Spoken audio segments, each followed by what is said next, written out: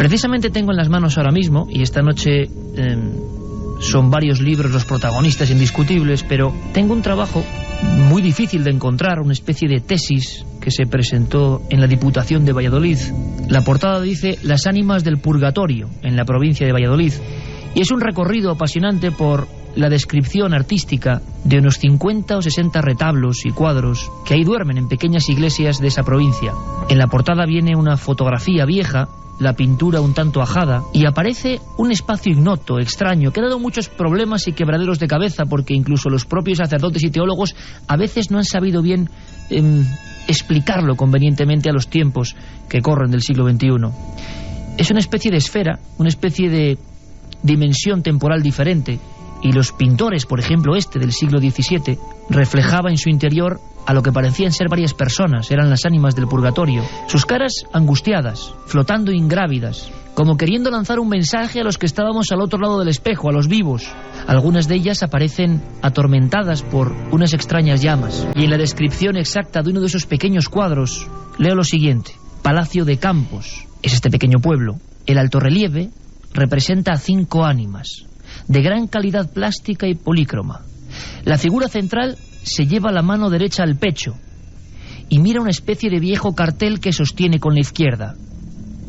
En él está escrito: Educ nos de isto cárcere, líbranos de esta cárcel. Muchos sabios, muchos expertos han hablado del purgatorio, como decíamos antes, el tercer lugar, una especie de otro espacio donde ocurren muchas cosas siempre según la sabiduría popular. Es curioso porque en este trabajo hay datos significativos. Existían y vagaban por nuestras tierras las llamadas cofradías de ánimas. En Castilla, en Valladolid en concreto, había 74 cofradías de ánimas que pedían precisamente óbolos para la salvación de esas extrañas entidades que en el fondo no sabían bien cómo explicarse. Hay quien decía que necesitaban misas y que los vivos podíamos contribuir al bienestar en esa especie de limbo, de purgatorio. En el siglo XX, de esas 74 cofradías que hacían una serie de rituales hoy completamente olvidados, solo quedan 2. 1:44, siempre en directo, Estudio 1, Cadena SER, Milenio 3. Amigos, hoy hablamos de un tema para muchos polémico, para otros obsoleto, para mí interesantísimo: el purgatorio. Hay que destacar que en gran cantidad de sucesos, esa especie de anomalía termina cuando el vivo brinda una misa en honor de determinado difunto. Hace bien poco, conectando con Asturias, con una pedanía, el Rayán, donde habían ocurrido sucesos extrañísimos que tenían en vilo a toda una familia, nos contaban esas venerables ancianas del Rayán cómo todo terminó cuando, de repente, la supuesta aparición habló con la principal testigo. Y al día siguiente, aquella mujer enlutada salió de su casa de Asturias, viajó a León, y en la tumba de determinada persona puso 2 velas. De alguna forma, la teoría del purgatorio, la teoría de las ánimas que piden algo, se mantiene más viva que nunca. Carmen, hoy tenemos una visita muy especial. También está con nosotros, por supuesto, Alberto Granados. Una noche más al calor de la hoguera del misterio para tomar apuntes e ideas. ¿Quién si no? Teo Rodríguez. Y tú con un libro, Carmen, interesantísimo, de una buena amiga. Y hay que decir, no porque sea buena amiga, es que el libro es espectacular. Buenas madrugadas, Iker. Pues la verdad es que sí, yo en apenas una noche he bebido entero este libro de María Vallejo Nájera, Entre el cielo y la tierra, historias curiosas sobre el purgatorio. Y tan curiosas. Vamos a alucinar con algunas de las escenas que los propios protagonistas han contado a la autora María. Vamos a ver cómo en la mística, los santos ya veían estas figuras, cómo incluso se les aparecían en sus celdas, en sus dormitorios. Bueno, María Vallejo Nájera es buena conocida, imagino, de los que gustan de la buena literatura. Ha tenido éxitos importantísimos. ¿Recordáis la historia de un preso peligroso en cierta cárcel y que de repente en mitad de la noche creía ver la presencia de algo casi angelical? En la noche. Un mensajero en la noche que se convirtió en un gran éxito de ventas. María Vallejo Nájera, buenas noches, bienvenida. Hola, Iker, buenas noches. ¿Te encuentras a gusto aquí? Bueno, estoy en mi casa. Te veo ya llena de papeles, de documentos, de notas, como nos gusta a nosotros, para pasarlo bien. Tú has visitado ya también nuestra otra casa, la de Cuarto Milenio. impresionó muchísimo a la gente. No te imaginas la cantidad de mensajes de personas que decían que habían vivido algo muy parecido a lo que tú revelabas en aquel libro, un mensajero en la noche, y que también habían visto cómo su vida, quizá no de forma tan drástica, ¿no?, de ser prácticamente un criminal a convertirse en un hombre guiado, ¿no?, por casi el sacerdocio, pero que muchas personas que no se atrevían a contarlo, y eso tengo que decírtelo de verdad, de corazón, y personas a veces muy influyentes que no nos permitían contarlo, pero sí querían contarlo ellos, sí querían desahogarse, habían vivido en plena noche la aparición de algo que ellos identificaban como de otro tiempo, quizá que tenía que ver con sus ancestros, no sabían explicarlo. Y todo ocurrió a raíz también de esa visita que nos hiciste. Es como si la gente hubiera notado que en su fibra sensible ocurría algo, que les habían pasado esas cosas. Y creo que tú, este trabajo que nos presentas, y que por cierto vamos a sortear 3 ejemplares, Carmen, de Entre el cielo y la tierra, publicado por Planeta, surge también un poco a raíz de ir conservando y recopilando las historias que llegan, ¿no? Pues efectivamente, la verdad es que a mí el tema del purgatorio se despertó como una curiosidad tremenda a raíz de que investigué el fenómeno de Fátima. Y hay una frase que a mí fue lo que me abrió los ojos. Una de los 3 pastores, que era el Sor Lucía, la última que ha fallecido hace poco tiempo, creo que un par de años, le preguntó a la Virgen sobre el destino que había corrido una amiguita del pueblo. No era una niña muy mayor, creo que tenía cerca de 16, 17, quizá 18 años. Y la Virgen le contestó: estará en el purgatorio hasta el fin del mundo. Esta frase a mí me dejó helada, de piedra. Le dije, no, yo tengo que... Esto no puede ser. O sea, se equivocó la Virgen o se equivocó la niña. ¿Qué dice la Iglesia? Y ahí empecé a tirar del hilo y a investigar sobre todo lo que dice la Iglesia del purgatorio. Y ahí se destapó la caja de Pandora. Y llegaste a recopilar un sinfín de documentos, de testimonios, porque claro, cuando hablamos del purgatorio, cuando hablamos de un mundo que parece en desuso en la vida cotidiana que nos plantea la publicidad, la televisión, los medios de comunicación, casi nadie habla de esto ya. Y sin embargo son temas que tienen una profunda vinculación con lo que hemos sido, sobre todo ritos en desuso, una historia que parece que ya... Y sin embargo la gente, sobre todo a nivel privado, dice, me han ocurrido cosas que quizá tenga que ver con lo que la Iglesia consideraba o considera ánimas, ¿no?, del purgatorio. Es más, hemos querido preguntar a un especialista, a un sacerdote que durante muchos años trabajaba en las causas para la Congregación de la Causa de los Santos, digámoslo así, hay que decirlo, aunque sé que a él no le gusta mucho, el padre José Francisco Guijarro, pues un investigador de la Iglesia, que busca milagros, desecha muchos otros e indaga en algunas historias. Yo creo que, me he dado cuenta, que incluso tenía cierta dificultad para explicar algunos términos, porque no es fácil en el siglo XXI explicar cosas como el limbo. ¿Qué es el limbo tan polémico? ¿Qué es el purgatorio exactamente? ¿Qué son las ánimas del purgatorio? ¿Tiene que ver eso con los casos de gente que dice que ve fantasmas? Bueno, vamos a escucharle. Las ánimas del purgatorio, se entiende, la situación en la que se encuentran los que han fallecido, o sea, han salido de este mundo, de esta existencia histórica por la muerte, habiendo recuperado después de sus pecados el perdón y la gracia de Dios, y que les queda lo que la teología llama la pena temporal, que la pena temporal es las consecuencias que han quedado en este mundo del pecado que hayamos cometido. Y acto seguido le preguntábamos, ¿y esas ánimas que están en un lugar, en una dimensión, que tampoco se ubica muy bien, ni es cielo ni es infierno, pueden aparecerse a los vivos, pueden interactuar con los vivos? Los vivos, siempre según la teología y quizá la parapsicología o lo que se desconoce, pueden ayudar a esas otras personas o entidades. En definitiva, pueden de repente presentarse en este mundo y quizá dar origen a tantos y tantos casos que te han llegado a ti, María, o a nosotros. Bueno, una cosa es que que Dios pueda permitir que en un momento determinado alguno de los que ya han fallecido y que han salido por su propia muerte del espacio y del tiempo se haga presente de una manera real, imaginativa, espiritual o como sea en cada caso, que se haga presente a los que todavía estamos en este tiempo y en este espacio. Bueno, pues lo mismo que están, en primer lugar, las apariciones de Cristo resucitado. Luego, apariciones que ha habido de la Santísima Virgen, de santos, de ángeles, bueno, pues si las pudiera ver de condenados del infierno, de ánimas del purgatorio. Apariciones de condenados del infierno, desde luego, no suena realmente extraño, pero lo dice en este caso un miembro destacado de la Iglesia. Nos hemos comentado, Carmen, que el 7640 está activo porque esta misma noche, en la hora que nos queda de debate y de saber casos, estoy seguro que van a llegar cientos de testimonios de personas identificadas con lo que cuenta el libro de María. Vamos a dar esa vía de contacto, 7640, palabra clave, milenio, espacio, y como siempre vuestros mensajes, que ya nos estaban llegando muchos de gente, sobre todo antepasados, que tuvieron esas visitas de las ánimas del purgatorio, algunas incluso en sus habitaciones. 7640, palabra clave, milenio, espacio, vuestros mensajes. Vamos a sortear 3 ejemplares de Entre el cielo y la tierra, historias curiosas sobre el purgatorio, de María Vallejo Nájera, nuestra invitada, editado por Planeta Testimonio. Comenzó tu investigación, y yo que te conozco un poco, y he visto en ti siempre el brillo de la persona que se obsesiona sanamente, no me ocurre lo mismo, nos ocurre a todo el equipo, con una historia.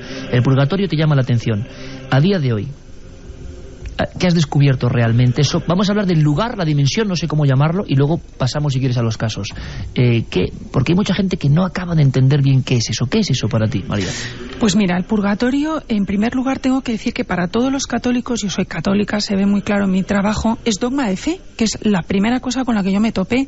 Esto quiere decir que cualquier persona que se considere católica se lo tiene que creer a pies juntillas. Lo segundo que me sorprendió muchísimo es que la Iglesia considera el cuerpo de Cristo, es decir, la Iglesia en general, formada por 3 cuerpos. Uno de ellos es el militante, que somos nosotros, los que estamos vivos. El segundo es el triunfante, que son los santos, los que están en el cielo. Y el tercero, Agarratiker, que es el purgante. Fíjate la importancia que le da la Iglesia al purgatorio. ¿Qué es? Es un estado del alma. El sacerdote lo ha descrito perfectamente.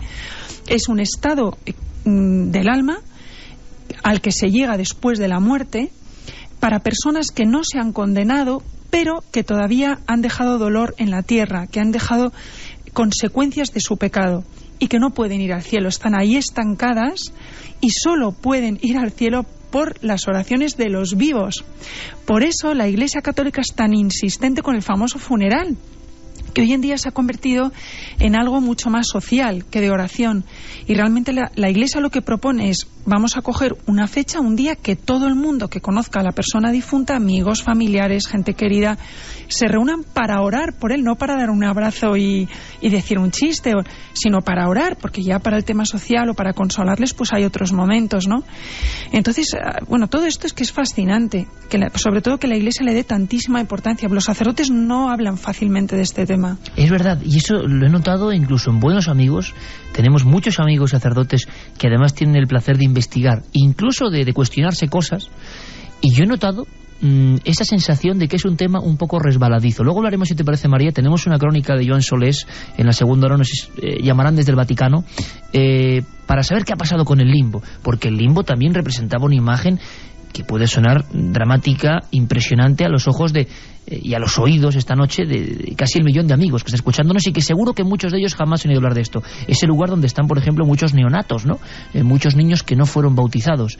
Bueno, todo esto es teología, todo esto es suposición para muchos, todo esto no tiene nada que ver con lo científico. Y sin embargo, cada noche que hablamos de algún tema que tiene que tocar con esto, hay algo, una tecla que se despierta, una puerta que tenemos aquí dentro, como diría nuestro amigo el forense doctor Cabrera, y estoy seguro, y no soy adivino, no tengo nada de adivino, que Carmen en este instante está viendo que en la pantalla del 7640 están llegando cientos de mensajes ya de personas que han tenido encuentros con algo. ¿Todo el mundo miente? ¿Todo el mundo alucina al mismo tiempo? ¿Tú cuando te empezaron a llover los casos, como va a ocurrir esta noche, qué pensabas? De gente que había visto cosas, fantasmas. Tú en la introducción del libro eres como muy cauta, ¿no? Diciendo, muchos no me van a creer o van a pensar que estoy casi porque les voy a hablar de fantasmas, que es un tema del que nadie quiere hablar, ¿no? Yo tuve que hacer una criba muy gorda, Iker, porque desgraciadamente también hay gente que sufre enfermedades mentales. Yo soy hija de psiquiatra y lo tengo, o sea, es una... De uno de los psiquiatras más prestigiosos que ha habido en este país. Sí, yo respeto muchísimo esa ciencia porque gracias a ella pues se curan estas personas. Por eso tuve que hacer una criba tremenda, pero tampoco me fue difícil encontrar testimonios porque me llegaron tantos, tan rápido además. Te sobrepasaron, no te esperabas la cantidad. En absoluto. absoluto. Y sobre todo una persona que me contaba un testimonio, enseguida me presentaba un amigo y ese amigo a otro, y al final pues fue un lío hacer la criba. Lo mismo me ocurrió con el tema de los santos. He tenido que investigar tantos santos de la historia de la Iglesia Católica que al final ha sido complicadísimo hacer la criba, porque todos eran fascinantes, entretenidísimos y espeluznantes, muchos de ellos. María, vamos a hacer una cosa. Como tenemos una hora para contar un montón de cosas de tu investigación, me gustaría, Carmen, como hacemos de vez en cuando, en este minuto, simplemente ir palpando a voleo, hasta que lleguen nuestros compañeros de las noticias, qué está recibiendo, que es como una gran caja de resonancia. Esto es una maravilla, es decir, que en vivo estamos recibiendo lo que pulsa ahora mismo la gran familia milenaria. Pues mira, nos llega un mensaje que nos decía: a mi bisabuela una noche se le presentó un alma del purgatorio en forma de sombra y empezó a rezar. En ese momento entonces desapareció, se fue. No sé cómo después de tantos años creyendo en el purgatorio, la Iglesia puede decir de un día para otro que ya no existe. Es muy poco coherente. Bueno, luego hablaremos de eso, porque tampoco exactamente se ha dicho eso. Eso nos lo decía Verónica desde Zaragoza. Igual el purgatorio es esta vida entre el nacimiento y la muerte, o quizás no, nos dice Carlos desde Plasencia. Compramos una casa y a mi padre se le apareció la antigua dueña, muerta en esa casa, nos comentaba Charo desde Burgos. Jesucristo dijo: en mi casa hay muchas moradas. Hacía referencia a diferentes sitios a los que se va después de morir, purgatorio, infierno, etcétera. No hay tiempo para más, Carmen. Estamos en apenas 5 minutos. Ahora David Martos y las noticias. 2 y 7 minutos. Como es habitual, estas noches tan especiales, la tertulia prosigue mientras aquí escucháis el boletín de noticias, y prosigue con temas muy interesantes que vamos a intentar trasladar. Decía Jacques Le Goff, hablando de este tercer lugar, que cuando se aguarda la resurrección de los muertos, la geografía del más allá no es ni mucho menos un asunto secundario. Y es que hay una geografía teológica del más allá. María, hace 2 minutos, me estaba contando que el purgatorio, lo que sabemos de él, no es un estadio, y por cierto, siempre lo digo, lo hablamos con todo el respeto para quien crea y para quien no crea, porque últimamente siempre que hablamos de enigmas del cristianismo, con nuestro querido catedrático, el doctor Antonio Piñero, se monta un tremendo follón a nivel de mensajes a favor, en contra, es tremendo. Y nosotros simplemente somos periodistas que contamos las cosas para que vosotros opinéis, investiguéis y descubráis que sois personajes activos. Y podéis, luego indagando por vuestro medio, encontrar cosas que, os desilusionan o os confraternizan con la historia. Nosotros no hablamos para que vosotros nos creáis a pies juntillas o no, sino para que investiguéis, que esa es nuestra misión.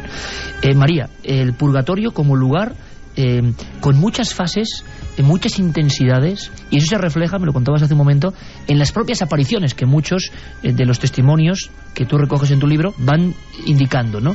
No es lo mismo un tipo de ánimas que otras. Efectivamente, en el purgatorio, por lo menos los tratados que yo he investigado de los santos, cuentan que hay montones y montones de niveles dentro del purgatorio. Hay apariciones que aparecen a un santo con un aspecto muy bonito, lleno de luz, y piden oraciones. Otras, como es el caso de una franciscana, curiosísimo caso de 1921, del 21 me parece al 28, esta pobre tenía la mala suerte de que se le aparecían almas de un estado del purgatorio súper bajo, hasta el punto que una de ellas la intentó matar. ¿Qué quiere decir estrato súper bajo, muy bajo? ¿Qué quiere estrato decir? Súper bajo son almas que casi son demonios, o sea, que casi están dentro del infierno, que se han salvado quizá porque alguien ha orado por ellos, porque, no lo sé, por un milagro de Dios, pues se han salvado del infierno, lo que quiere decir que pueden llegar al cielo siempre y cuando los vivos recen por ellos. Y a esta pobre monja se le aparecían estos, a veces tenían figuras de animales. El que la intentó matar dice que se le aparecía con forma de mono. Y esta monjita hizo cantidad de sacrificios por él, hizo ayunos muy duros, oró muchísimo, hacía todos los trabajos del convento más duros, y poco a poco veía cómo la aparición iba cambiando, y se sorprendió muchísimo al cabo de los meses de ver que un día se le apareció ya con una figura humana. Era un hombre joven, hermosísimo, de aproximadamente de 3 o 4 siglos antes que el siglo XX, y que le dijo que había sido un caballero, pero que, o sea, un caballero, digo, de la alta nobleza, no un caballero, porque obviamente estaba casi en el infierno, y que estaba agradecidísimo. Y ella le dijo: ¿por qué no han funcionado las misas que yo te he ofrecido? Y le contestó: porque Dios es infinitamente justo, y como en vida yo no di importancia a las misas, tampoco me funcionan ahora. O sea, es increíble cómo todos los testimonios de los santos dan a entender que la justicia divina es igualmente proporcionada a la misericordia de Dios. Entonces, los esfuerzos de los humanos por los seres queridos son muy fuertes o muy débiles para salvarles, dependiendo de ese alma lo que haya pecado. Pero esta monja franciscana también tiene una de las descripciones más terribles que yo he visto en todo el libro, cuando se le aparece esa mujer con un aspecto muy malo, con unos ojos de odio, y que además tiene tanto los labios como la lengua atravesados por un clavo. Espantosa aparición. A mí me chocó muchísimo esa. Efectivamente, se le apareció una mujer con un clavo en la boca, y ya se pegó el susto de su vida, claro, y le preguntó qué la pasaba, que por qué tenía ese clavo. Y como no podía hablar porque tenía la boca atravesada, pues esta monjita empezó a rezar. Cuanto más rezaba, más se desprendía el clavo, hasta que el clavo cayó y este alma se pudo comunicar. Y le explicó que había sido una mujer más o menos buena, que había procurado no pecar, pero que había cometido un pecado terrible durante muchos años de su vida, que era la calumnia. Y que bueno, que estaba en un purgatorio muy duro, que no podía alcanzar el cielo, que la ayudara, que estaba arrepentidísima y que orara por ella. De todas formas, según los testimonios que se recogen, además... Tienes una especie de ficha extraída, sí, que es un caso impresionante. Uno de los textos entre el cielo y el infierno, apuntes de un diario sobre las apariciones de las almas del purgatorio. Ahí parece que se reflejan algunas de las apariciones que tuvo esta monja franciscana, como por ejemplo también ese monje, si no recuerdo mal, que se le aparece en su misma celda y la intenta hasta ahogar. Efectivamente, ese es el que se le apareció al principio con un aspecto terrible, como de un mono. Yo no he podido contarlo todo porque no quería asustar a mis lectores, pero hasta el momento que le empezó a aparecer de verdad un monje, pasó la pobre todo tipo de calvarios. Es impresionante esa historia porque... Aquí puedes asustarlos perfectamente. Ella dice que la primera vez que esto no lo cuento en el libro, la primera vez que le vio fue a través de la ventana, que entró en su celda, miró por la ventana y le vio en un árbol, subido a un árbol, pero como un orangután, y comprendió que era un alma por la mirada. Entonces se pegó tal susto que pegó un chillido y dio un salto hacia atrás, se fue al pasillo. Y claro, ella nunca compartía esto con las monjas, solo lo sabía su director espiritual, con lo cual la pobre sufría muchísimo porque estaba siempre disimulando.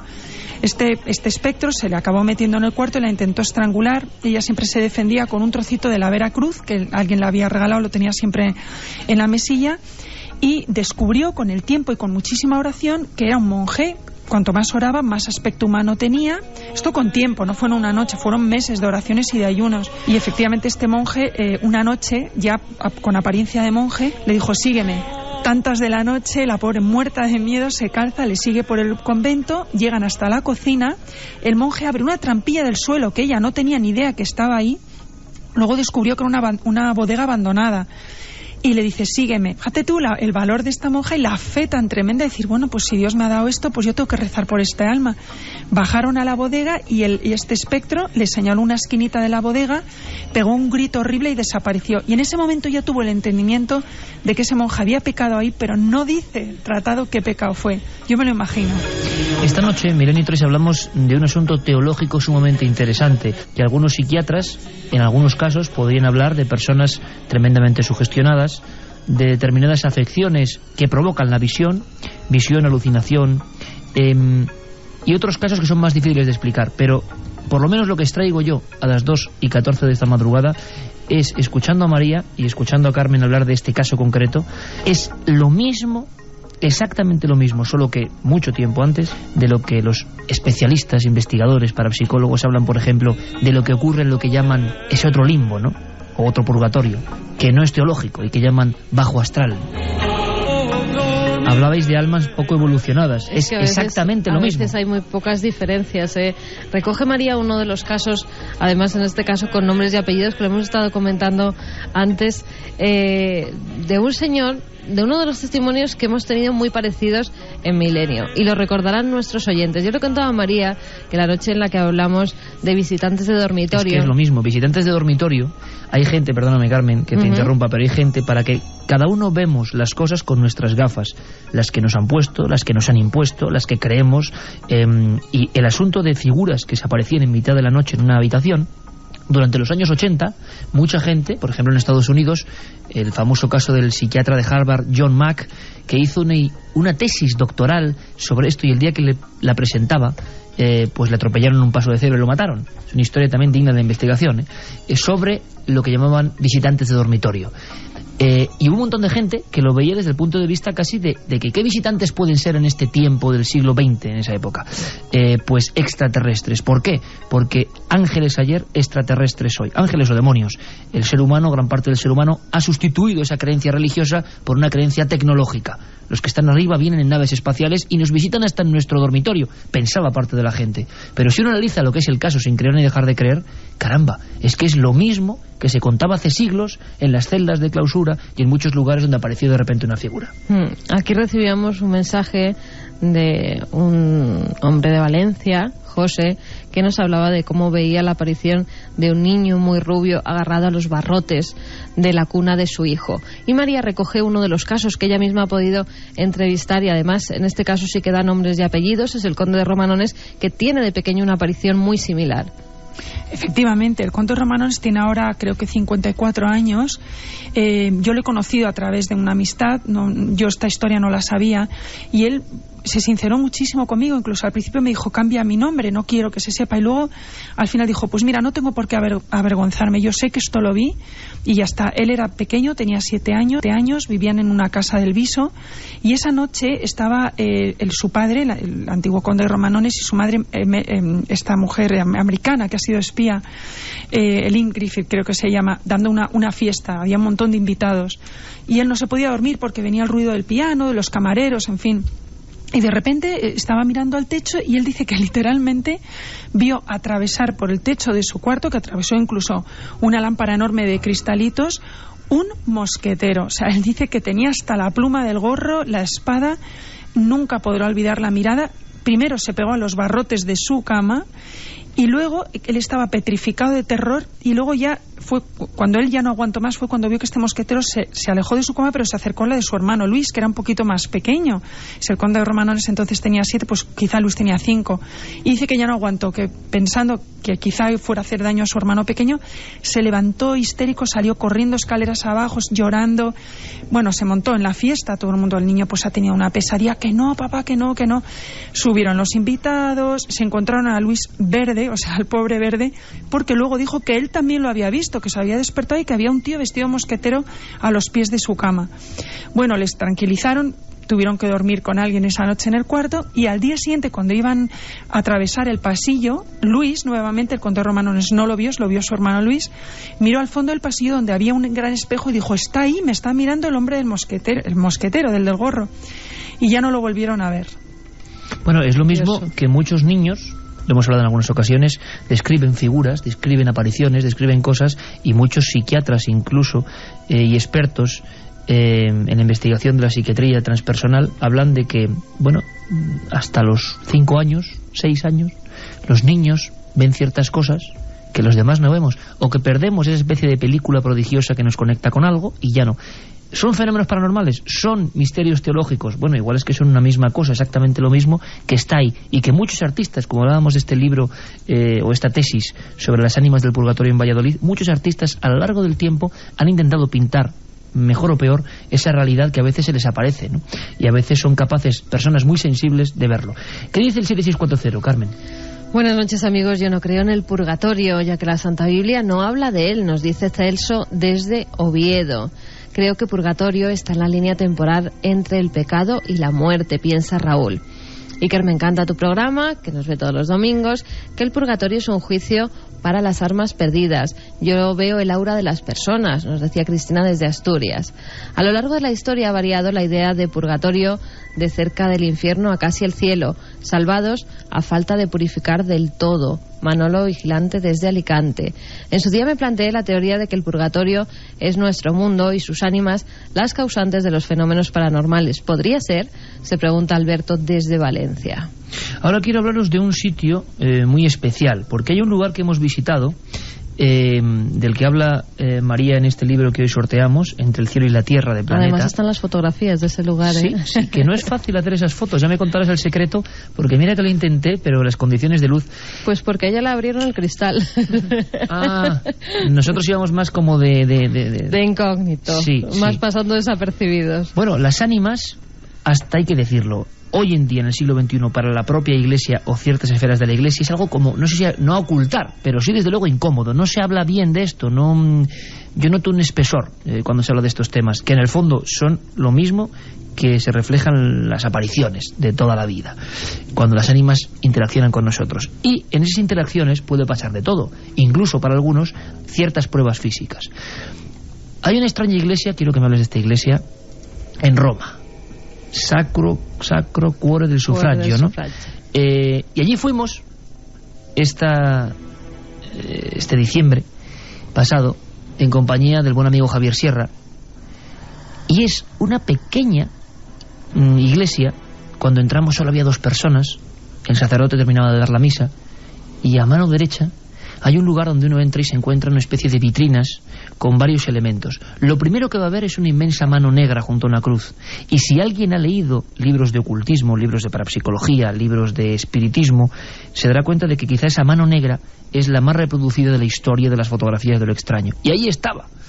Y yo estaba francamente emocionado. Pero la música que se escuchaba exactamente ese día de invierno, entrando en el Sacro Cuore del Sufragio, donde está el único museo de las ánimas, era esta. ¿Cómo es que en esta pequeña iglesia, en un lugar quizá mucho más grandioso, se ha dedicado un altar a pruebas, documentos, por lo menos lo que aseguran que son pruebas de la interacción de las ánimas con nosotros? Manos quemadas, rastros como rasgaduras. Bueno, nosotros estábamos muy emocionados, hay que decirlo, estando ante aquellos objetos. Por lo menos era un documento periodístico importante. Y decíamos cosas, bueno, son cosas del momento también. Pido disculpas por el audio porque no es muy no estaba muy grabado límpido tampoco para emitir. No, pero este soy yo en el instante de, nunca mejor dicho, el éxtasis periodístico de ver esos objetos, de casi tocarlos, y había algunos muy impresionantes. Escuchamos. Nos encontramos en un pequeño museo en Roma, donde se recopilan algunas de las apariciones, vamos a llamarlo así, o de marcas candentes de las ánimas del purgatorio, ni más ni menos. Esta simple cruz con una mano creo que es una de las imágenes más reproducidas en la historia de libros de ocultismo, y el origen está aquí. Una historia realmente sorprendente que se reduce en este pequeño cuarto con unos 20 objetos que desde luego son imposibles, pero para la Iglesia no. En la Iglesia es extraño. Y después de mí, evidentemente, con la misma emoción, Javier Sierra, que también se lanzaba a contar cosas al vídeo mientras intentábamos fotografiar en vano, por la situación de ese cristal, ese puñado de objetos, que tampoco son muchos, ¿no? En algunos parajes de Galicia todavía quedan en los cruceros, en las intersecciones de caminos de esas zonas rurales, los petos de ánimas, y todavía las vemos en figuras muy arcaicas entre las llamas, pidiendo una limosna por su salvación. Lo extraño, eso no es raro, eso se puede ver, ¿verdad?, en diferentes sitios. Lo raro es ver una compilación de supuestas marcas ígneas, como decía Javier Sierra, quemaduras de las ánimas. Gracias a una común amiga, María, a Paloma Gómez Borrero, a la que tanto aprecio tenemos aquí todos, pues pudimos saber un poco de ese lugar. ¿Qué impresión te llevaste tú? Yo me llevé una impresión enorme, como vosotros. Primero me sorprendió que fuera tan pequeñito y que estuviera tan descuidado. Segundo, que fuera tan desconocido. Yo se lo conté esto a muchos sacerdotes, nadie tenía ni idea de que existía esto. Lo más bonito fue encontrar la historia, el porqué de este museo. Este museo nace por un tal padre Jouet, que era un sacerdote francés de principios del siglo XX, que era un enamorado de las almas del purgatorio, no hacía más que orar por ellas, tenía una devoción tremenda. Pero lo que le llevó realmente a reunir esta pequeña colección fue que un día, el 15 de noviembre de 1897 para ser exactos, mientras oficiaba una misa, en una esquina de la capilla de la iglesia de la Virgen del Rosario, surgió un incendio de la nada. La gente se asustó muchísimo, les pareció ver a todos los que estaban en ese momento en la misa que había una persona dentro que se estaba quemando. Cuando fueron con agua, ese fuego se desapareció delante de los ojos de todos, pero la figura que habían visto revolverse en las llamas se quedó impresa en la pared de la iglesia, en el muro. Y esto lo presenció el tal padre Jouet, se quedó alucinado y dijo: yo empiezo ya un museo del purgatorio porque estas cosas la gente las tiene que saber. Hubo tal afluencia de personas, de devotos de las almas del purgatorio para visitar esta figura, que además sale retratada en el libro, que la Iglesia tuvieron que tomar medidas para protegerla, para que no la dañaran, y todavía sigue ahí. Y luego fueron haciéndose acopio de una serie de elementos donde lo que se repite son quemaduras. A ti, Carmen, también te impresionó, tú conocías la biografía de algunos de estos objetos, pero allí estaban marcas casi siempre como de manos que queman, en la mayoría, claro, o de dedos que se impresionan en almohadas, en sábanas, es que sé que hablabas tú de la mano negra con la cruz quemada, como si estuviera recién candente y se hubiera puesto en esa tela. Vienen muchos tratados de demonología, precisamente hablando de esas almas que no pudieron transcurrir en los estadios hasta llegar hasta el cielo o a estadios superiores a lo que era el infierno. Y a muchos se la relaciona con eso, con almas infernales que han dejado su impronta en algunas telas, en algunos almohadones, para que se vea también el reflejo del mal y no se olvide nunca. Y esas marcas están ahí, evidentemente, desde la visión lógica. Cualquier persona hoy en día que pueda ver esta iglesia tan especial, tan extraña, podríamos decir, porque era un ambiente, ya no solo porque uno va, nosotros, nuestra pequeña comitiva, iba allí de noche en diciembre y sabiendo más o menos lo que había, sino porque el lugar es peculiar, ¿no? María, es una iglesia que incluso se ha adornado de cierta fama un poco macabra, hay que decirlo. De eso me he enterado hace muy poco tiempo. El libro estaba ya publicado, tenía una nueva amistad, es una chica que vive en Roma, y cuando se leyó mi libro me llamó desde Roma y me dijo: mira, María, yo no sé si lo sabes, pero esta iglesia siempre ha tenido muchísimos problemas. La gente no suele ir a ella porque dicen que es gafe, que es una iglesia gafe, ha tenido muchos incendios, durante una época se movían algunas cosas dentro de la iglesia y por eso la gente no va, porque tiene un poco de miedo. Es la única iglesia gótica de Roma, está muy cerca del castillo de Sant'Angelo, en la calle Lungotebre Prati número 12, y lo digo por si hay algún visitante en Roma ahora español que lo cuente, bueno, que se acerque y que lo vea. Que lo vea. Era impresionante. Nosotros, cuando estábamos viendo con la pequeña cámara y recorriendo aquellos cuadros donde con pequeñas fichas, tampoco sin profundizar mucho, te decían, bueno, marca dejada por un ánima bendita del purgatorio en la sábana de la señora tal. Bueno, y ahora entiendo, María, por qué a esas horas, que tampoco eran tan intempestivas, en la misa... Es que fuimos 3 veces, Fuimos 3 veces, siempre estaba cerrada. Siempre estaba cerrada. Y dos señoras... Mismo, que sí, a mí me costó mucho es un poco de novela, sí. Es un poco de novela ese lugar. Y yo recuerdo que ya cayendo la noche y una tenue lluvia, salimos fuera, vimos lo que sería el friso de la iglesia, Carmen lo grababa. Esa grabación no la voy a poner porque yo a veces, bueno, pues se me cruzan los cables y estaba emocionado y decía... Caramba, es que es un pantocrátor ahí con las ánimas labradas, ¿verdad?, en la piedra, en plena noche en Roma, y decía, claro, es que esto te recuerda a auténticas películas un tanto de terror, ¿no? Pero claro, que se ubican en lugares que luego es que son reales. Y ahora entiendo por qué solo aquellas 2 ancianas con un pañuelo en la cabeza, en un banco, todos los demás vacíos, y el sacerdote. Era una imagen que dices, de haberse preparado para un guión, quedaría peor. O sea, era auténtica. Sí. Y bueno, ¿y por qué las ánimas, siempre hablando, por supuesto, de creencias, por qué las supuestas ánimas del purgatorio, siempre según estas pruebas que se recogen ahí, María, ¿qué has podido averiguar? ¿Por qué queman? ¿Por qué su marca es una impronta ígnea? Es curiosísimo, esto aparece muchísimo en la vida de los santos también, las ven en llamas, envueltas en llamas. ¿Por qué? Pues por lo mismo que os conté antes, lo de la mujer del clavo en la boca, porque reflejan, es un estado del alma, refleja de una manera el dolor que están padeciendo. Nosotros no lo podemos ver ni sentir, pero sí una persona humana viva se puede imaginar lo que está sufriendo alguien que está siendo quemado. Entonces yo creo que esto son cosas de Dios, que Él permite este tipo de apariciones en llamas para que sepamos el sufrimiento semejante que está pasando ese alma por tener la ausencia de Dios, y que tenemos que, en vez de echarle un cubo de agua, que obviamente no va a hacer nada, en este caso tenemos que orar por ellos y ofrecer misas. María, de los objetos que había en esa vitrina, yo no sé exactamente cuántos, 14 o 15 objetos, ¿a ti cuál es el que más te impresionó? ¿Bien por la visión del objeto o bien por la historia que encerraba detrás? A mí me impresionó muchísimo el hábito de una monja. Es un mandil de una monja que tiene perfectamente, clarísimamente, 3 huellas de manos que han quemado la tela y que han dejado una impronta clarísima.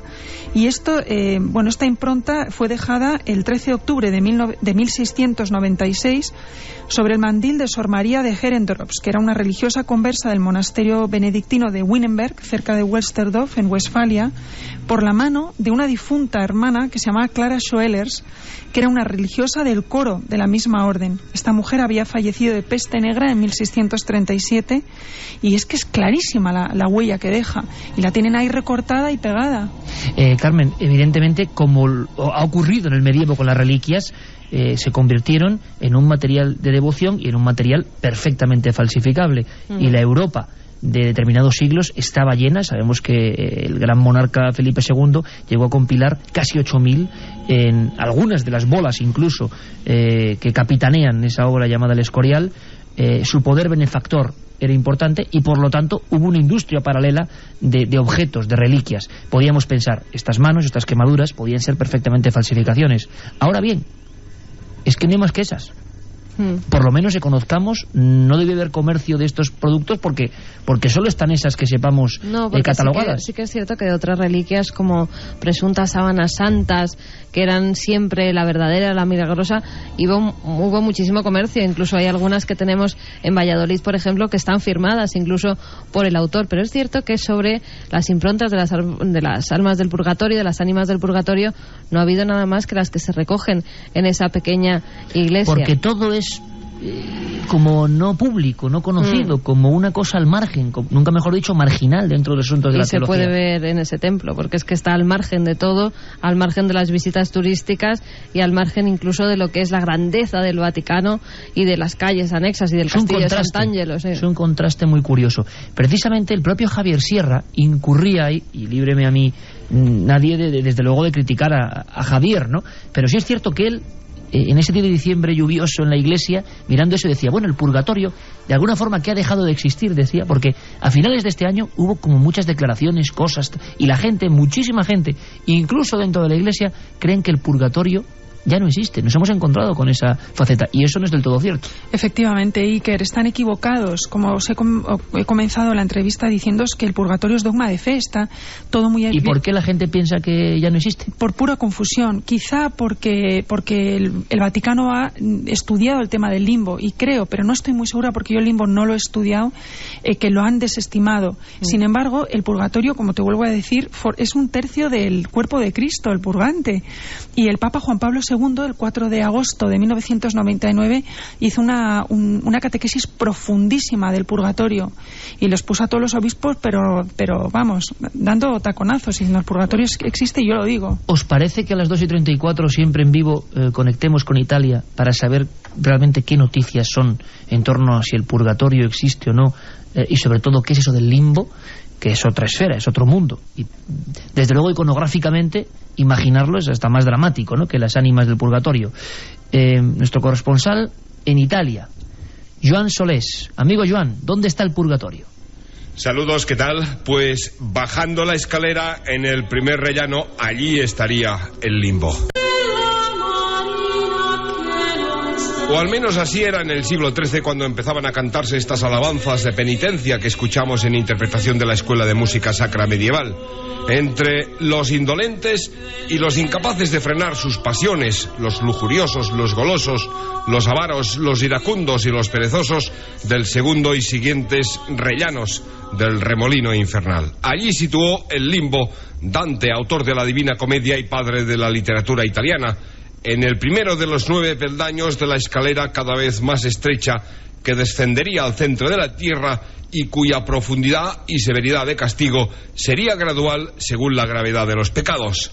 Sin embargo, la teología católica lo situaba no al margen del infierno, como se desprende del significado del limbus en latín, sino fuera del paraíso, sin visión de Dios hasta el día de la liberación, no por responsabilidad personal de los muertos sin bautismo, sino por el pecado original que gravaría sobre la humanidad. Allí situaba la Iglesia también las almas de los muertos sin pecados graves de las generaciones anteriores a la institución del bautismo con Jesucristo. De todas formas, los teólogos de este siglo prefirieron abandonar la doctrina del limbo y principalmente tras el Concilio Vaticano II la Iglesia evitó dar una definición oficial. Juan Pablo II, que a los 9 años vivió la dramática experiencia del fallecimiento de su madre y de su hermana recién nacida y por consiguiente sin bautizar, consideró solo el paraíso, el infierno y el purgatorio no lugares físicos sino estados de ánimo. El nuevo Papa, Benedicto XVI, ha considerado el limbo no una verdad de la fe, sino una hipótesis teológica, y lo ha excluido de la doctrina de la Iglesia. Una comisión teológica internacional ha establecido que las almas sin bautizar de los recién nacidos gozan de la infinita misericordia de Dios. Dicho de otra forma, merecen el paraíso. Jaume Frasquet, comandante de la nave del misterio a nivel sonoro, nos intenta o hace que reflexionemos un poco sobre las palabras, pero qué mejor que tener la información directamente desde el Vaticano, nuestro corresponsal Joan Solés, siempre enterado de la última hora. Así que es el limbo lo que parece que desde luego ha trasladado su teórica posición dentro de este mapa del más allá, porque lo curioso es que bebiendo incluso de fuentes mucho más antiguas del cristianismo, de fuentes sin duda egipcias, habéis visto muchas veces, ¿verdad?, la escena de ese extraño perro o chacal con una balanza y pesando el alma en algunas de las profundas tumbas del Valle de los Reyes. Bueno, pues hay quien dice, yo no, hay quien dice que de ahí se traslada esa especie de juicio, porque el juicio final, según la teología, llegará en determinado instante concreto, pero antes habrá un juicio personal para cada alma.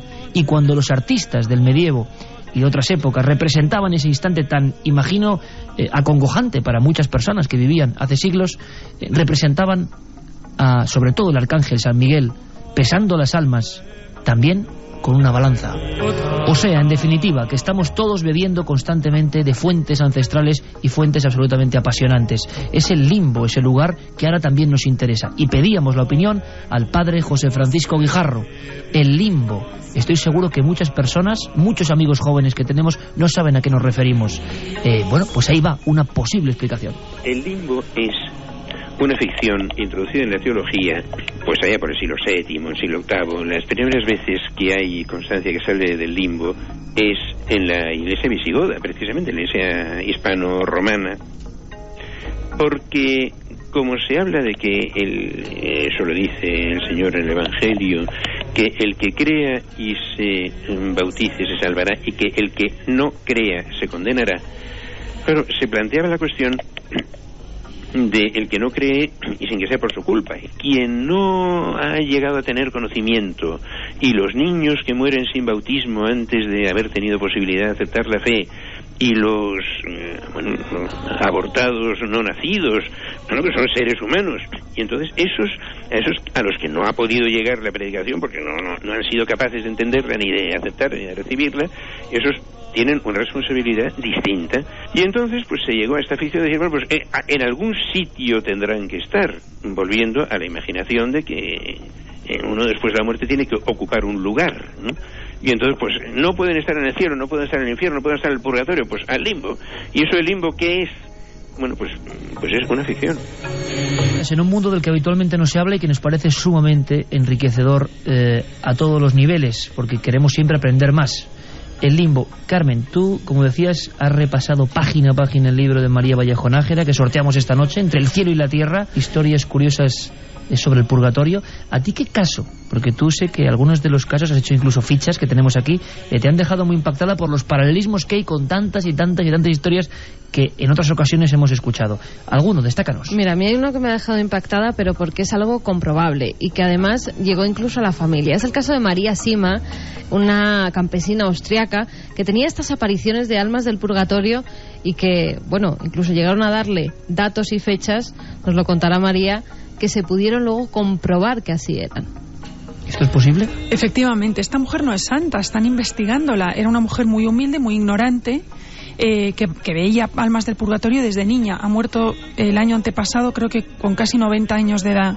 Una pena que no hayamos tenido tiempo de conocerla, Carmen. Y esta mujer, una de las apariciones fue un hombre encorbatado, perfectamente vestido. Se lo encontró en la cocina, ella pensó que era un desconocido que había entrado. Cuando ella le increpa, este hombre le explica que es un alma del purgatorio, que está en un purgatorio muy duro porque ha timado a su propio hermano. Se ha quedado con unas fincas que sabía que eran del hermano. Por lo visto se habían enemistado las dos familias, tenían ambos hijos, nietos, a raíz de muchísimos litigios y pleitos a raíz de estas tierras que le tocaron a él, aun sabiendo que le correspondían al hermano. Entonces le dice a María que por favor escriba una carta a su hermano y a los herederos diciendo que está súper arrepentido, que está en el purgatorio, que esas tierras son de él. Le da a María Sima la dirección de correo, el teléfono, le da todo. Y desaparece. María Sima se queda alucinada, claro, pero decide dar el paso y dice: no tengo nada que perder. Si piensan que estoy loca, pues nada, ¿qué le voy a hacer? Y su sorpresa fue enorme cuando pocos días después de recibir la carta, esta familia desde Alemania se pone en contacto con ella para decirle: oiga, ¿usted quién es que sabe tantos y tantos datos de mi familia? Eran los hijos del fallecido, ¿no? Y esta es la historia que contaban. ¿Y historias semejantes entre nuestros oyentes? Imagino que no con esa profusión de datos, pero sí muchos y muchos y muchos que dicen que quizá su abuelo, quizá ellos mismos, quizá su madre, se encontraron en cierto punto de la historia, de su historia vital, con alguien que se presentaba repentinamente, incluso en personas que no tenían ningún tipo de creencia. Mira, una amiga nos dice: la hija de mi primo veía a un viejo en su casa hasta que un día viendo fotos lo reconoció. Era mi abuelo, que no llegó a conocer. Le tuvieron que dar una misa. En San Bartolomé de Tormes, en Ávila, tenemos el cementerio dentro del pueblo a escasos metros de las casas. Mi abuelo me contó que en una sombra reconoció a un difunto. Qué pena que en el colegio, en clase de religión, no hablemos de estos temas tan interesantes. Menos mal que estáis vosotros. Un saludo desde Yonander, desde Baracaldo. Me declaro ateo, siempre. Pero ¿qué clase de ateo es que la palabra purgatorio siempre me estremece, incluso más que el mismo infierno? Seguid así. Mi abuelo lleva años muerto y hace poco tiempo que suele llamarme en el cementerio. Me dice: busca, nieta, aquí.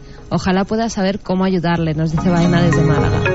En el fondo un limo primigenio, estamos en contacto con miles y miles de personas, cada uno con su creencia, con su posición, con su vida, con su situación y además, social. Y avisos muchos también. ¿Avisos? Alberto nos dice que tiene una amiga que su madre tuvo una visita de un ánima y le avisó de que estaba embarazada. Su amiga se llama Ánima del Purgatorio en honor a esa visita. Ya te decía, María, que esta noche se iba a poder componer un puzzle de un montón de historias. Desde luego, Ánima Bendita. Ánima del Purgatorio se Ánima llama. del Purgatorio. También Madre iba a decir mía. que pobre chica, Es no que llamas yo así. pensaba Ánima Bendita, ahora digo Ánima del Purgatorio y me he quedado un poco frío. Digo, bueno, historias de todo tipo. Y Sí, que además... y muchas que nos hacen referencia a eso de rezar a las ánimas del purgatorio para que nos despierten. Dicen todos los oyentes que siempre que lo han hecho, que funciona. Bueno, y lo de dar limosnas, yo recuerdo perfectamente los limosneros, ¿no? Para las ánimas del purgatorio, que en los ojos de un niño, por ejemplo, eso sí que es verdad, que como decía ese otro amigo que se consideraba ateo, impresiona, ¿no? Para las ánimas del purgatorio, ahí en una esquina, con su ranura, para... Y fíjate Era qué como información tan interesante. Porfi desde Badalona dice que en Japón existe la creencia del clavo en la lengua, y es igual que lo que hemos dicho, que es un castigo sintoísta por ser mentirosos. Esto sí que es interesante, ¿eh? Cuando hay gente... No, esto ocurre... Ponía una cara de sorpresa, María, pero es que esto es prodigioso. Estamos en contacto con miles de personas y cada uno además de datos que pueden ser muy interesantes. Andrés nos dice: mi madre aprendió a leer con una mujer que la visitaba por las noches. Fue llevada al cura del pueblo y le dijo que alguien del purgatorio le había enseñado. Casos que merecen una y muchas investigaciones. Yo estoy recordando una escena que es de las más sobrecogedoras que he escuchado nunca y que es real, siempre según, no puedo decir el nombre. En una de las, la única novela, voy a decir una de las novelas, en la única que he hecho, que de novela tiene poco, hay una escena que es terrible, me la trasladó un buen amigo. Es la historia de un investigador de estos temas que tuvo bastante éxito en la radio y que falleció, circunstancias muy dolorosas. Bueno, pues otro compañero, yo solo voy a decir lo que a mí me contaron y lo que ocurrió. Que no sé lo que es, pero desde luego la iconografía, la escena es tan impresionante que yo soy de los que piensa que ni el mejor Spielberg se inventa una cosa como esta. Una noche, ese anciano ya venerable, ese investigador, recordaba, de alguna forma, se despertaba en mitad de su modesto piso, pues con un pensamiento, no sabía bien por qué, se había acordado de ese amigo muerto. Es como nos ocurre a veces, ¿no? Que nos despertamos con una sensación, con una angustia, con una sensación de felicidad, ¿por qué no? Pero ese fue un pensamiento muy concreto, que quién sabe si es algún tipo de llamada. Era aquel amigo muerto. Y contaba este hombre, que tampoco ya está entre nosotros, que en mitad de la habitación no vio ninguna figura, no vio ningún embozado, no vio ninguna especie de ser grotesco. Vio algo que no es nada de eso, pero que impresiona como pocas cosas yo he oído. Vio una pizarra, vio una especie de pizarra, como pizarra antigua, como un cuadrado que se dibujaba frente a los pies de la cama. Y él, sin saber por qué ni relacionarlo, seguía pensando en aquel viejo colega de investigaciones. Y tuvo la certeza de que era él, con un mensaje. Lo que recuerda a este hombre, que lo único que repetía es que no estaba soñando, que le marcó la vida, su última fase de la vida. Se incorporó con la espalda casi en la pared, muy sobrecogido, y fue viendo cómo en esa pizarra se dibujaba algo, unas letras solo para él, como si una mano invisible con una tiza dibujara unas palabras. Purgatorio. ¿Sabes quién era, no? Lo sé. Pues cuéntame otra historia, anda, porque... Si tú no lo vas a revelar, yo tampoco. Cuando era un niño, una noche vi 3 personas entre mi cama y la ventana. 20 años después, hay noches que todavía recuerdo el horror que sentí, nos dice Hugo desde Irún. Me ha dejado helada lo que ha contado María del conde de Romanones. Yo más o menos a la misma edad vi cruzar por el techo de mi cuarto algo similar. No se me olvidará, nos dice Gema. María, lo que está muy claro es que no solo las personas consideradas santas, o que luego las investigaciones las han llevado a ese estadio, ¿no? Sino personas normales y corrientes también han sufrido las mismas apariciones.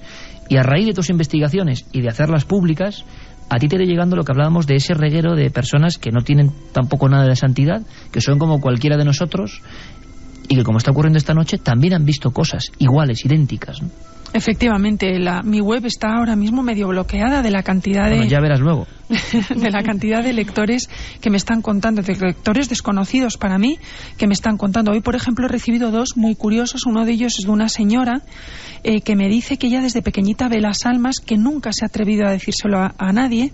Es ya abuela, parece muy culta por cómo escribe el mensaje, con palabras muy bonitas, de frases muy bien estructuradas, y dice que la última que le ha pasado es que fue al cementerio, que se murió un familiar o un amigo, y vio una mujer sentada en una tumba, y que ella pensó que era una señora que también venía al sepelio o lo que fuera, pero se dio cuenta que nadie más que ella la veía. Cuando se lo comentó a su marido, dijo, pero y hay una señora que además les estaba saludando, sentadita, con una falda escocesa y un jersey de cuello alto, y el marido decía que no hay nada ahí. Otro que he recibido hoy también es de un muchacho que me dice que su madre le ha contado ayer o antes de ayer, después de leer el libro, que cuando el abuelo murió, es decir, el padre de esta mujer lo estuvo viendo como durante un año por la noche en su cuarto, y que se sentaba en una silla muy cerquita de la cama hasta que ella se dormía. Lo curioso es cómo ella se podía dormir, y hasta que alguien le recomendó que hicieran más misas aparte del funeral, y no volvió a ocurrir. Hemos recogido, si hiciéramos un análisis de estos 5 años de milenio 3 o de cuarto milenio, miles de casos de apariciones en España, solamente en España. Yo creo que de esas apariciones hasta un 50%, y hago la estadística un poco a voleo, la persona identifica a un ser querido en los mismos días en que éste ha muerto. La visión de tu propia madre, o sobre todo abuelas y nietas, fundamentalmente, hay una conexión, o abuelos y nietos, sobre todo mujeres, que ven la figura. Pero luego hay otro porcentaje, pues, de personas desconocidas, que parece que están ahí, en otro sitio, que no son conscientes de su situación en algunos casos. Y esto nos recuerda a éxitos del cine reciente como El sexto sentido, donde ese niño, desde la visión un poco espiritista, veía a otros niños, uno que se había suicidado, veía a una niña que había muerto envenenada, y todo eso en el fondo nos habla de una idéntica, de una misma realidad. Pero lo más curioso es, ¿no te da la impresión, María, de que esas personas a veces te lo cuentan como un desahogo, que en su vida cotidiana, que con su familia, no les van a creer, incluso lo van a pasar mal, tienen miedo viendo determinados programas de televisión de que les traten, claro, por locos, por chiflados, ellos sufren a veces, pues nunca mejor dicho, como una pequeña penitencia tener esa historia? Cuando encuentran un lugar amable, o un lugar donde nadie se va a reír de ellos, donde les van a respetar por lo menos su historia, lo cuentan. Efectivamente, desde luego en mi caso así ha sido. Ha habido personas que me han contado que no entienden por qué me lo cuentan a mí, cuando no se han atrevido ni a contárselo a su marido, a su mujer o a sus hijos. Y es lo que tú dices, sí, que sienten mucho pudor. En mi libro he tenido que ocultar menos tres testimonios, todo el resto he tenido que ocultar a las personas, pues son casi todos ellos personas muy conocidas de la sociedad española.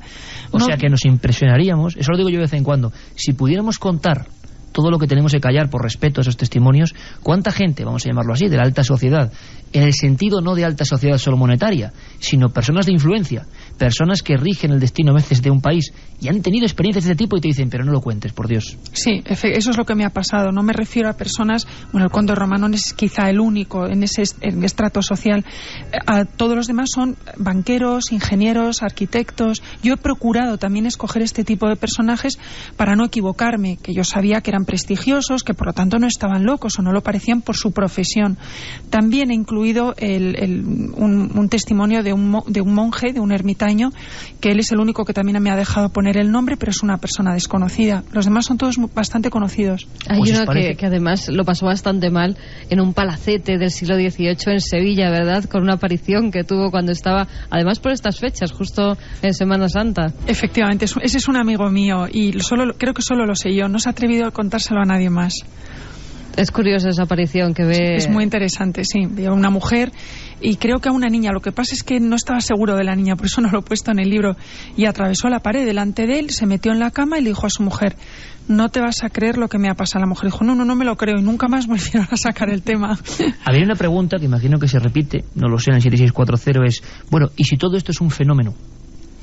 Vamos a plantearlo, un fenómeno que está desde el principio de los tiempos acompañando a los hombres, que los parapsicólogos le llaman fantasmogénesis, los espiritistas espíritus, y la religión también desde su punto de vista lo llama ánimas del purgatorio. Pero ¿y si ninguno tuviera la razón? Es decir, si es un fenómeno que es mucho más antiguo incluso que la propia religión, ¿tú qué opinas? Bueno, vuelvo a decir que yo soy muy católica, yo soy muy creyente. Yo creo que la Iglesia ha dado en el clavo. De verdad que lo creo, Iker, porque solo hay que leerse la vida de los santos para descubrirlo. Pero bueno, yo por supuesto respeto todas las creencias y todo. Lo que no tienes duda es que el fenómeno existe. Absolutamente, existe, pero vamos, absolutamente, porque ya son demasiados los testimonios que he recibido y demasiados los testimonios que han sido investigados por la Iglesia, pero muy a fondo. Cuando la Iglesia investiga lo hace de verdad. Lo hace de verdad, con médicos, con todo tipo de la ciencia que está en sus manos, hasta el siglo que estamos ahora, hasta el siglo XXI. Y ellos lo creen, y yo también lo creo. Pero también hay gente y joven hoy en día que no pertenece a la Iglesia, ni tiene nada que ver con ella, como una chica de 35 años, me estabas contando antes, que tiene esas apariciones y las sigue teniendo hoy en día. Esta chica de la que hablas es uno de los testimonios más fascinantes que he investigado. Ella tiene 35 años y ve las almas del purgatorio desde muy niña. Se dio cuenta de que era raro, de que era un caso raro cuando con 4 o 5 añitos se murió su abuela, fueron a enterrarla. Era la primera vez que iba al cementerio y dice que lo vio llenísimo de gente y que la sorprendió que estaban todos igual vestidos, como con un trajecito blanco. Y empezó a decir: mamá, pero si nos están rodeando millones de personas. Y la madre dijo: no, estamos solo 30 de la familia. Y ahí empezó su preocupación y la preocupación de toda la familia. Esta persona no es muy conocida socialmente, yo la creo, no era muy religiosa, se ha ido convirtiendo y acercándose mucho a la Iglesia con todo lo que ha descubierto a lo largo de todos estos años. Si os parece, terminamos, Carmen, con el último racimo y por supuesto daremos los ganadores de ese libro, Entre el cielo y la tierra, porque ¿qué ha ocurrido en el 7640? ¿Qué ha ocurrido, como siempre que hablamos de estas cosas que no son muy lejanas? No es hablar de fenómenos solo de sabios, sino que, pese a quien le pese, muchas personas de cualquier condición, repetimos, lo están viviendo, lo tienen como un pequeño secreto de familia. Lo están viviendo y a veces lo pasan mal. Necesito vuestra ayuda, nos dice un amigo. ¿Se puede escuchar un mensaje dicho por alguien que ha muerto en 1889 en el que dice: no me suicidé y a él tampoco, nos asesinaron? Caramba, ¿estas historias también te han llegado, María, de este tipo? Bastante, sí. Porque muchas veces la impresión que nos da en todo esto tan raro es que siempre hay secretos, cosas no resueltas, incluso a veces rencillas, venganzas, crímenes, por qué no decirlo, en núcleos familiares, y pasa el tiempo y de repente eso, como una piedra en el camino, surge llamando o clamando la atención, ¿no? Mi padre dice que cuando sueñas mucho con alguien muerto es que está en el purgatorio y quiere que reces por él, nos comentaba Ana. Dani dice que últimamente ve como una sombra negra que me persigue. ¿Qué puede ser esto? ¿Puede ser un alma? Bueno, ante todo lo que hay que decir es que lo más probable es que no sea nada, no tienes por qué asustarte, y la mayoría de los casos, también hay que dejarlo muy claro porque no hay que preocupar a la gente, ¿no? Pueden ser pues por motivo de cansancio, de cambios de todo tipo, alucinaciones, visiones. Que uno tenga una alucinación y una visión no quiere decir que esté mal de la cabeza, ni mucho menos. Todos a lo largo del tiempo podemos enfrentarnos a ese espejo de cosas que también nos rodean, ¿no? Así que un poco de... Hola amigos, mi madre de pequeña y su familia vivieron una experiencia espantosa con alguien que decía ser un alma del purgatorio, nos dice Ranchi desde Madrid.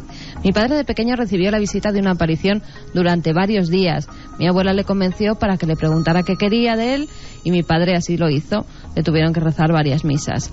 Mi hijo ve desde los 3 años un hombre y niños en casa. ¿Eso es que están aquí? Santi de Sevilla nos dice: las ánimas están en el purgatorio por haberse muerto dejando algún tema pendiente. Pues sí, eso es lo que... Veo al compañero Teo Rodríguez que sonríe ahí a un lado. Él, que hace los guiones de terror, y a veces no hay más que acudir, de terror o de historias de misterio, y no hay más que acudir a la profunda realidad, ¿eh? Cada uno de estos cientos de mensajes son en sí una historia, lo que pasa que es real. Carmen, 3 ganadores. Vamos no hay con los para ganadores de Entre el cielo y la tierra, historias curiosas sobre el purgatorio, con nuestra invitada María Vallejo Nájera. Lo ha publicado Planeta Testimonio. Uno de ellos es para Enrique, desde Linares, que nos decía: el cielo y el infierno son aquí y ahora. Son la consecuencia de nuestros actos para con aquellos que comparten nuestro tiempo. El otro es para Antonio de Murcia, que decía: a mi hermana se le apareció mi abuelo de pequeña. Le preguntó qué quería, pero con sus lloros no lo oyó. Le hicieron varias misas y con todo eso todo pasó. Y el último es para Elena desde Girona. Mi abuela rezaba por las noches a las ánimas para que la despertasen por la mañana. La llamaban por su nombre. Pues María Vallejo Nájera, gracias por tu primera visita a esta Casa del Misterio y de la Investigación. Lo hemos pasado genial, mucha suerte con el libro, y ya verás la web, cómo va a estar a partir de ahora. Muchas gracias a vosotros, es siempre un placer estar contigo, Iker. Igualmente, muchísimas gracias por la visita. Y yo me quiero quedar, a ver si Juanma vuelve a ponerme una música de estas que han sido, pues banda sonora.